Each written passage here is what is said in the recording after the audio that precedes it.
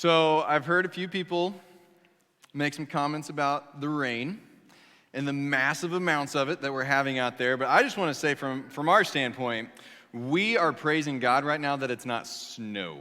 Because the forecast for yesterday in Casper, where we came from, was 20s and 30s with snow coming down on the ground. So we're sitting here going, it's February 28th. Yesterday, on February 27th, we were walking down to Speedy Pete's as a family with shorts and T-shirts on. Now, some people thought we were a little nuts, but again, we just came from Casper. Walking down there, shorts, T-shirts, thought it felt amazing. We were outside all day, so I say that to say thank you for inviting us out here so that we could enjoy a warm end of February and an awesome-looking forecast going into March. We are, I've shared a little bit of our journey of getting used to Indiana, and I think that's going to take a little bit of time, but yesterday, I think it was, Sarah actually woke up and she kept getting onto our dog, our little poo chow that we have. She says it's a chow poo. It's a poo chow. Let's just be real with what it is. But no, she kept getting onto our dog for whining in its cage, and she finally realized it was birds. And so she texted a few friends. She's like, okay, why is, new to Indiana question for you, why do I feel like I just woke up in the movie The Birds?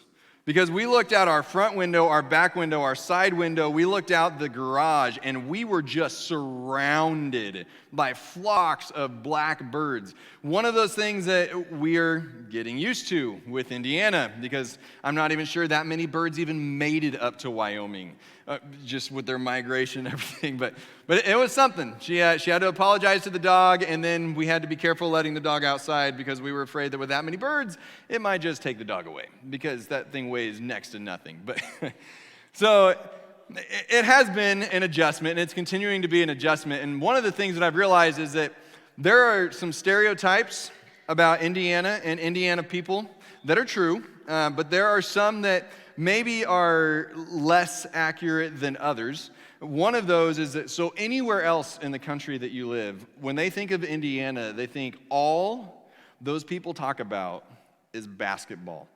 Basketball. I mean, there was a movie, Hoosiers. It was all about basketball in Indiana. It's all they think about. They've got Larry Bird. They've got Bobby Knight. That's all they talk about. And what I've realized since being here is that while there is a love for basketball for sure, which I greatly appreciate, it is not quite the fanaticism that I expected living out here.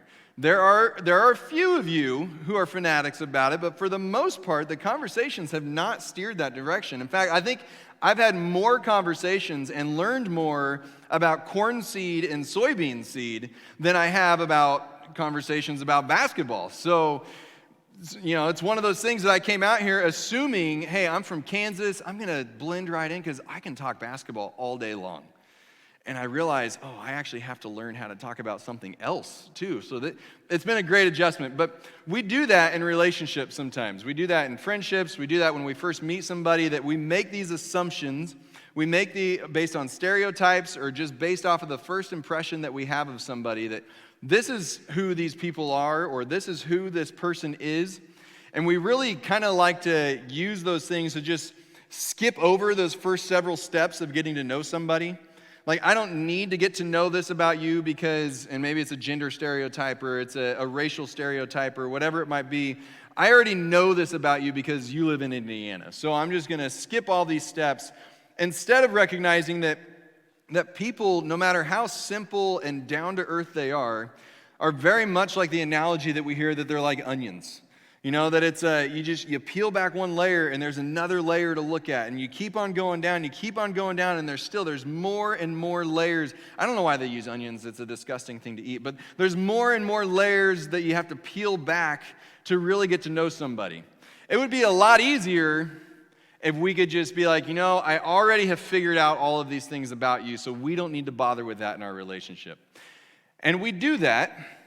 And so many times we find out that assumption or that first impression, that stereotype was wrong, and it causes damage to the relationship. It causes all this catch-up that has to be done in the relationship because what I thought I knew about you and what I was just going off of, instead of just stopping and asking you, I just went with it. And I found out months later that I was completely wrong.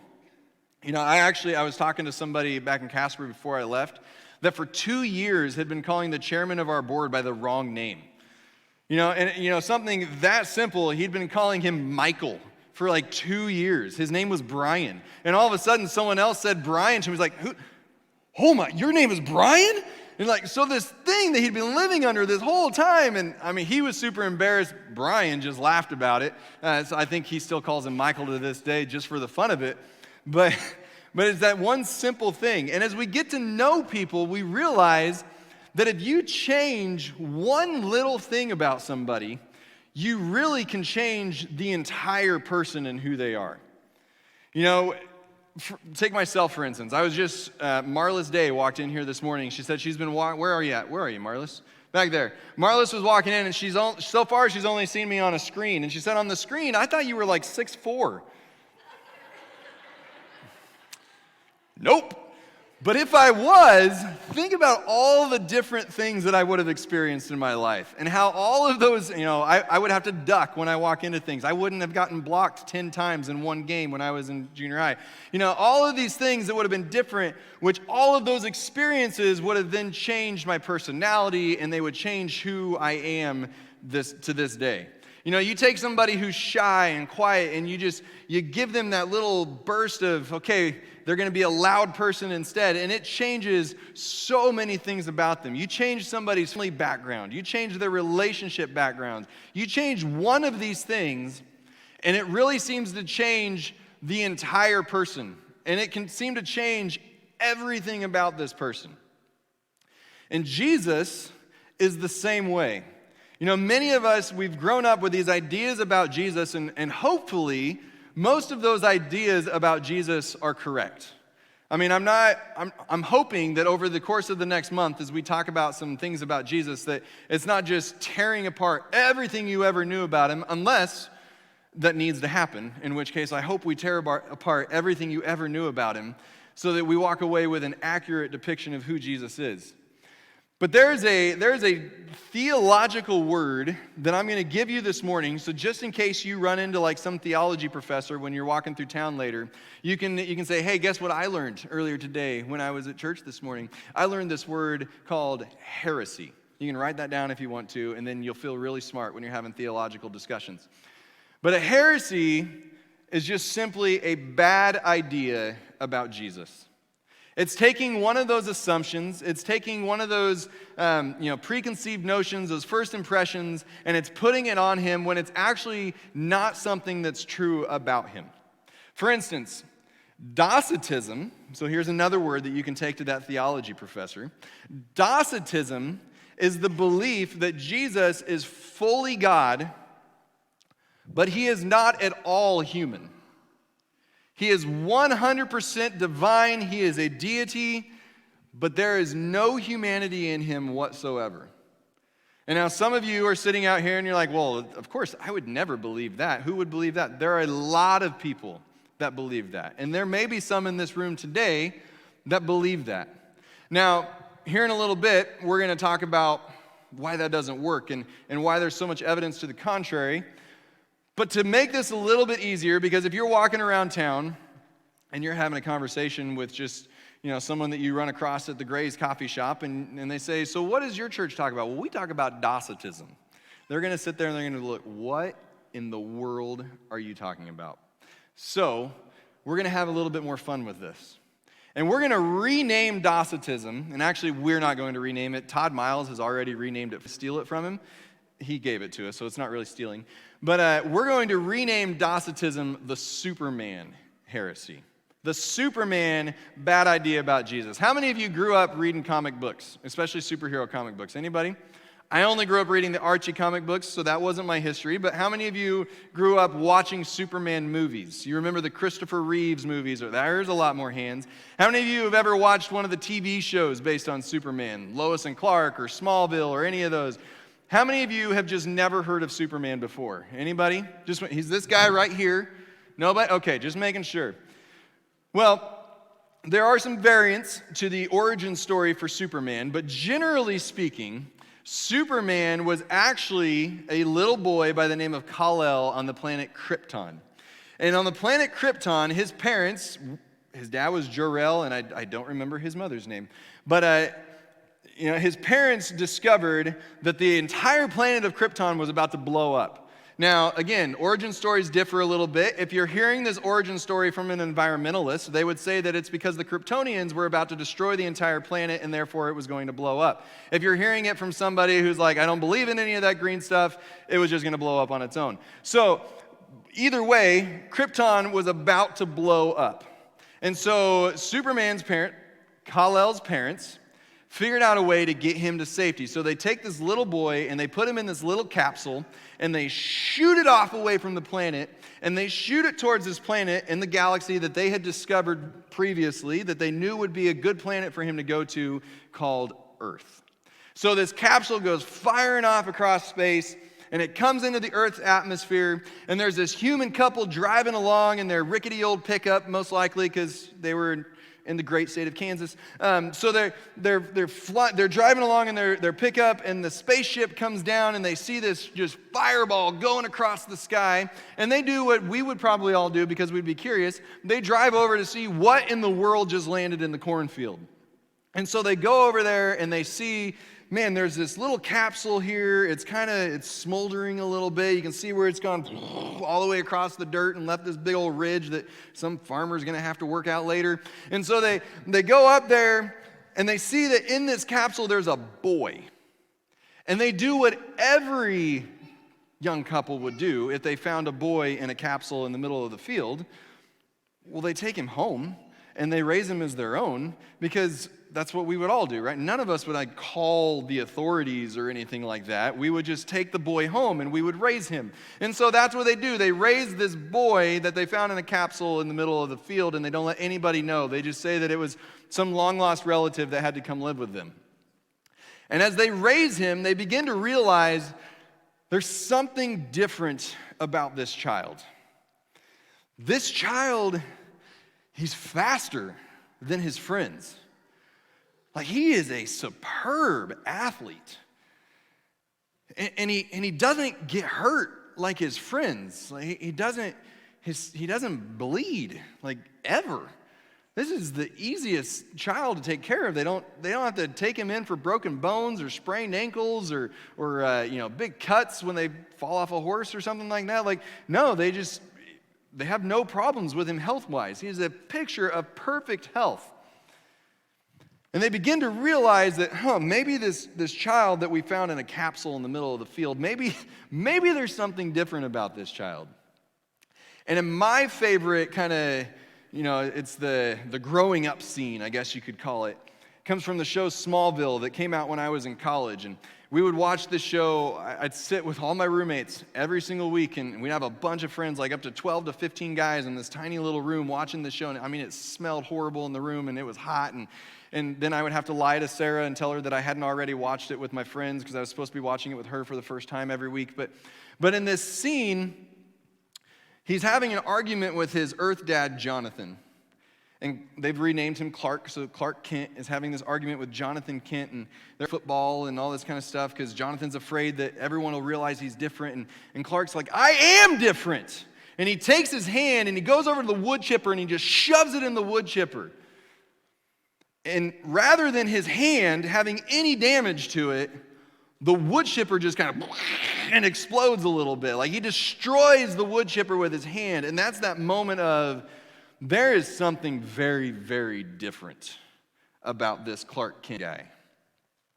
And you watch the shows, you watch the movies, he has this alter ego of this human who walks around and wears glasses even though he has x-ray vision and can see farther than anybody else can see. And he can run faster than a speeding bullet, and he can leap over tall buildings, and he can get shot and just kind of flick the bullet away if that is, he doesn't catch the bullet in midair and just kind of throw it back at you or throw it at the ground or something.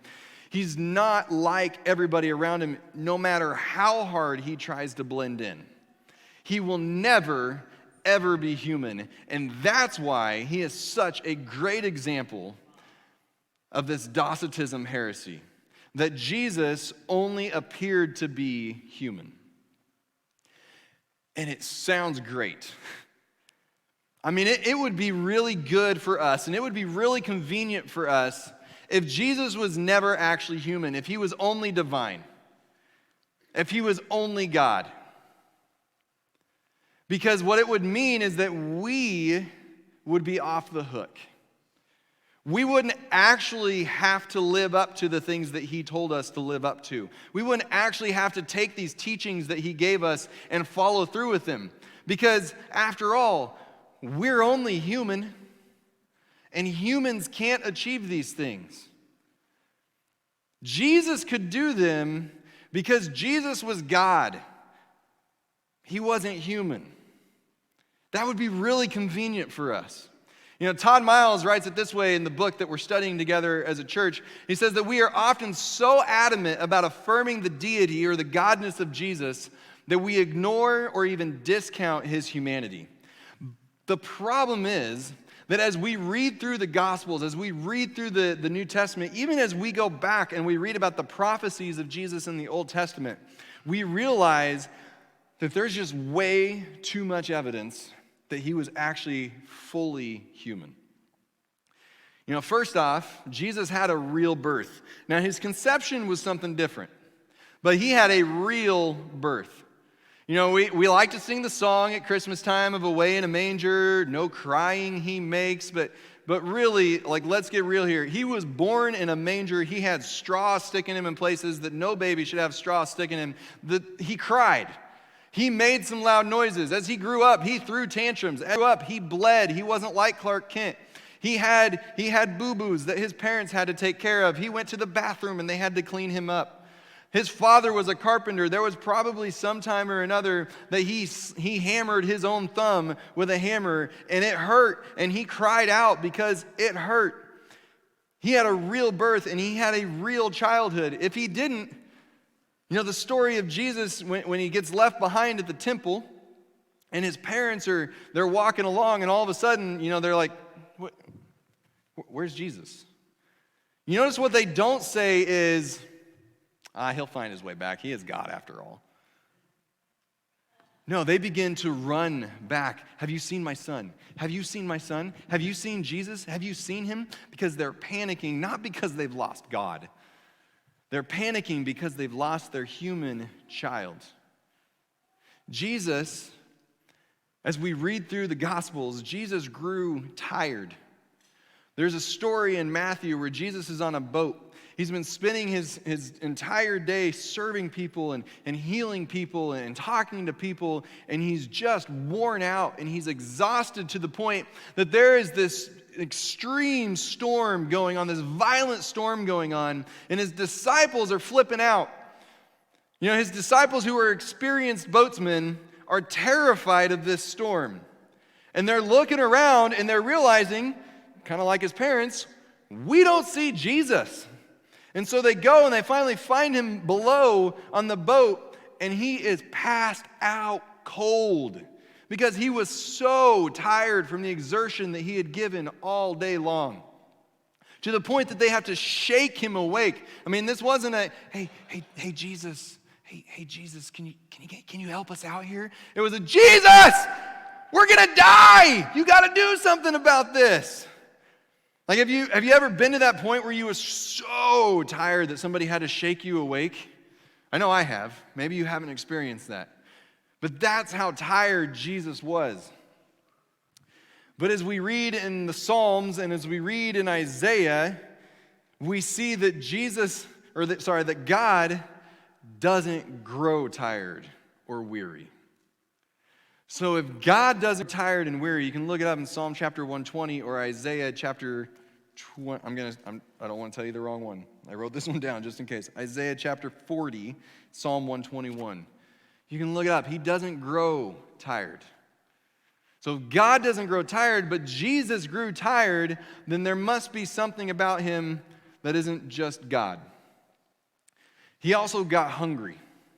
There's a story where Jesus walks up to a fig tree, and he's walking up because he's hungry and he wants to eat something off of it. And there's no figs for him to eat on this tree. So he actually gets so upset that he curses the fig tree and it dies right there. Now, maybe you can make the argument that God came through on that one. But he was so hungry that he got upset and cursed the fig tree and it died. But God doesn't get hungry. He tells us that back in the Psalms. He got thirsty. There's a story where Jesus is talking to a woman at the well, and all of his followers have gone into town to get some food to bring back to Jesus because, again, he's hungry. And he's sitting here at the well, and this woman comes up, and he looks at the woman, and he says, "Hey, can you draw me some water?" And we focus so much on the conversation that comes after that we just kind of skim over the fact that he asked for something to drink in the first place. And as he's hanging on the cross, he says, "I'm thirsty." But God doesn't get thirsty.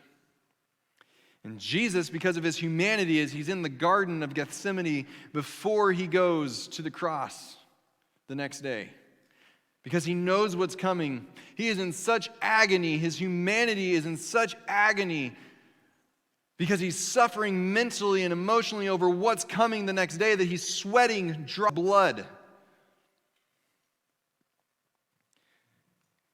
If he was just God, then he could have easily just said, "Hey, I know what's coming. It's fine." But instead, he's crying out to God. He's saying, if there is any other way, please, let's do that instead. Because I changed my mind. I don't want to do it this way anymore. And then he breathed breath as a human until the day that he didn't breathe as a human, when he died on a cross. After being tortured on that cross, he died just like almost every other human in history has died. And I say almost because I know there's going to be somebody who says, but what about those couple people in the Old Testament that were just lifted up into heaven? There were a couple of those. Elijah, it was either Enoch or Lamech, I can't remember which one. But for the most part, humans die. God doesn't die. Jesus in his humanity came down and became one of us. He didn't just look like one of us. He didn't just act like one of us. He became one of us. It would be so nice if it was a different way so that we could have some good excuses as to why we can't follow through with the things that he's asked us to do. But instead, he really was human, just like you and me. If you change one thing about somebody, you change everything about somebody. If you take away his humanity, Todd Miles puts it this way, if you take away his humanity, you lose nothing less than the gospel itself. I mean, look back through the story that Scripture shows us. Way back in Genesis, in the very beginning, God creates, and he puts humans on this earth, and humans come along, and they break the covenant that they had with him. They begin this spiral that fractures the relationship that we have with him. God didn't break the covenant. God didn't fracture the relationship. Humans fractured the relationship. And the offensive party is the one who has to make payment for the offense. Now, it would be really nice to just, use the argument that people have made over the years, that I've made over the years, of why can't God just say, hey, it's fine, I'm just going to let it go, your debt has been paid, nothing needs to be done about this. We love that idea. But the truth is, every debt has to be paid by somebody. There's no such thing as just erasing debt. Somebody has to pay it off. And God, being a just God, can't just wipe it clean without any kind of payment, because that's not justice. And I remember making the argument of, but God can do anything. Because he's God, he's all powerful, he can do anything. But he can't go against his very nature of who he is. Because as soon as he does that, as soon as he goes against his nature on one thing and says, you know what, this time we're not going to worry, justice is, I'm not going to be just this time, then he's no longer the same God. You change one thing, you change everything. And who knows what we'd end up with at that point. Sin was a human problem, which meant it needed a human payment. And Jesus came to be that human payment. In the Old Testament, we read about all these animal sacrifices that were being made, but the truth is, it wasn't the animal's problem. It was humanity's problem, which means we needed a human to pay the price. And he came and he did that for us. He didn't just walk around appearing to be human. He came down, and in John chapter 1, he moved into the neighborhood as one of us. You know, it'll take a little bit of time for this Kansas, Oklahoma, Colorado, Wyoming boy to earn the right to be called an Indiana boy. But I don't want to just be an outsider who lives here. I want to be I'm not going to say I want to be a Hoosier. I'm a Jayhawk. But I want to be an Indiana guy. Not just look like it, not just act like it, but be it. Jesus didn't just come down to look like it and act like it. He came down to be it. And because of that, he can be the answer to our sin. Because of that, he can pay the price so that we don't have to, so that he can answer what Paul wrote in Romans chapter 6, verse 23, when he says, "For the wages of sin is death." So that he can pay those wages, so that he can relate to us. You know, teenagers and kids so often, they have troubles believing that we can understand at all what they're going through. They have troubles believing that we were ever actually teenagers and kids at some point. But imagine if we as grown-ups had actually skipped all of those first 18 to 20 years and then tried to look one of them in the eye and say, "I know what you're going through." No, we wouldn't, because we would have never experienced it ourselves. It's the same thing as when somebody's suffering and you look at them and you say, "I know how you feel." And what they're thinking is, "No, you don't. Because you've never experienced something like this. Unless you have." And Jesus has experienced this. And he does know how we feel. He does know how you feel when you're suffering. And he's there to show you how you can find peace in it. He does know your physical pain. And he's showing you how you can overcome it. He does know how those battles feel that you're going through, and he is there to show you how to gain victory through it. He knows the struggles you're having with people who don't understand what you're saying. And he's there to show you how to either explain or fight through it. Not because he was God, but because he was also fully human. It's hard to understand. I still don't fully understand how he can be both all at one time. But he had to be. Because if he's anything less, then we lose nothing less than the gospel. And everything about him changes. Last week, I invited you to write on the back walls one word that described how you would describe Jesus. One word. And then I challenged you over the course of the past week to focus on that word and to just ask him repeatedly, does this really explain who you are? Because I don't want to myself, and I don't want you to be walking around believing something about Jesus that isn't true. Just like I don't want to walk around believing something about you that isn't true. And I don't want you to walk around believing something about me that isn't true. So I would invite you to continue to ask these questions. If you haven't signed up for a group, I would urge you, find a way to participate in the conversations that we're going to have over the next 4 weeks. If you can't be in the group, buy the book, call somebody on the phone, get a Zoom call together. Have conversations about who is this man that we call Jesus. This morning, as we close out the service, our time together, I would invite you to either remember that word or just ask him the blanket question, Jesus, who are you? Jesus, I don't just want to tell you who you are. I want you to tell me who you are.